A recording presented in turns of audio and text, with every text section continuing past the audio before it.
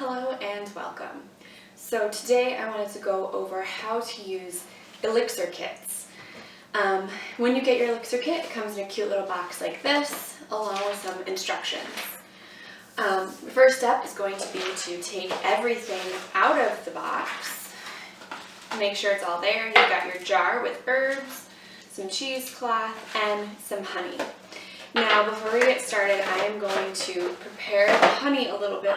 By putting hot water into this cup, the honey will run a little easier. So I'm going to open it just so that that's started, and then this might overflow a little, just a little. Okay, slide it over there.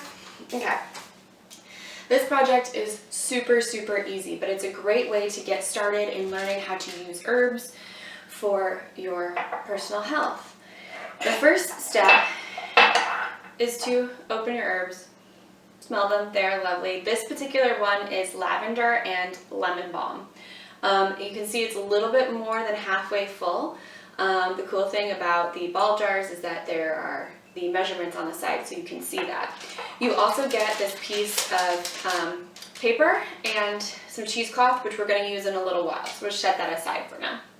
So I tried to make these kits so that they work with small amounts of alcohol, therefore that way people who don't tend to drink higher proof alcohols don't have to keep them in the house. So for this we're going to just use 2 tiny bottles. If you are somebody who has alcohol in the house, even better, you don't have to waste the money on the 2 tiny bottles, you can just use your regular. I like to use 100 proof or higher. The higher the alcohol content, the easier it is to get the constituents out of the plants. So that's why we like to use 100 proof. Once you get a little over 100 proof, it can then be too high and burn off some of the good stuff that you're trying to get out of the plants. So basically what this elixir is doing is adding the alcohol in and pulling out the constituents from the plants that we are looking for. So we pour in the alcohol. No special way, you just want to fill it up a little bit more than halfway, and you want to start with the alcohol first, because if you start with the honey first, the honey will get stuck on top and kind of create this little barrier that doesn't allow the alcohol to seep down into the herbs. So doing it this way allows the alcohol to get in and then the honey to take its sweet time sinking down in. So honey is a great way to preserve herbs. But using alcohol and honey together make it a lot longer of a shelf life. So that's what we do here. You can see in here that the jar is filled just about to the top with the herbs. So top of the herbs with the alcohol. So that's really good. Now I'm hoping this has had enough time to warm up so it moves really smoothly. You want to get as much honey out of this little 2-ounce jar as possible. I forgot I took the top off.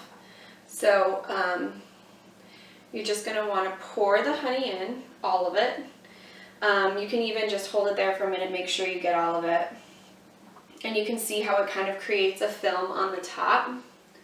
I'll get the rest out in a minute. I'm just going to let it sit. So you can see that the honey is on the top, and the alcohol, some of the alcohol started to mix in, the honey will sink to the bottom. You do want to make sure that all of your plant matter's in there. A clean knife will help you do that. You can also use it to get the honey out. And then this is what the little piece of paper is for. So this little piece of paper you put on top, and then you close up your jar. The reason we use the paper is that the inside of these jars tend to have rubber or other linings that some of the higher proof alcohols can pull out some of the toxins, and we don't want to have toxins in our herbal medicine. So again, you can see the alcohol, if I shake it, you can see the alcohol's already coming to the top and the honey is sinking. So that's a really good sign. It's going to move through all those herbs. So you want to write the date on it, on the top, on a sticker. You can use those wine glass markers on the side, and then you're going to let it sit for 4 to 6 weeks. I know that sounds like a long time, but that is the essence of slow medicine. You want to get out all the best stuff, and the best way to do that is to let it sit for a good long time. So once it's sat for a long time, you'll have something like this. Now this is obviously a much bigger jar, but I already had this and it's ready to be strained. This is a mixture of alcohol and honey with just lemon balm, but the process is very much the same. So then you're going to want to take a bowl. If you have one of these strainers, these are really convenient, but if you don't, you can just use the cheesecloth that came in the container. Make sure it's not wet. This is, of course, now wet, but that's fine because we're going to go through this really quick. And you're going to want to just put your cheesecloth, if you're not using the strainer, you can just put your cheesecloth in like this and just make sure that the edges don't go all the way in. But I'm going to use this because it's very convenient. So what you do is you take off the top and you pour in all of your herbs. Now again, this is a lot more plant matter than you'll have in yours, so you can even double up the cheesecloth if you want. And then you take the edges of the cheesecloth, pull it together, and just squeeze out all of that good stuff. Now you'll see that the honey and the alcohol have really mixed in nicely, so it's a very viscous, like moving liquid. It's not as thick as honey is. That's just some of the benefits of using this. And once you squeeze it all out, the cool part is you can use this to go right into your compost or what have you.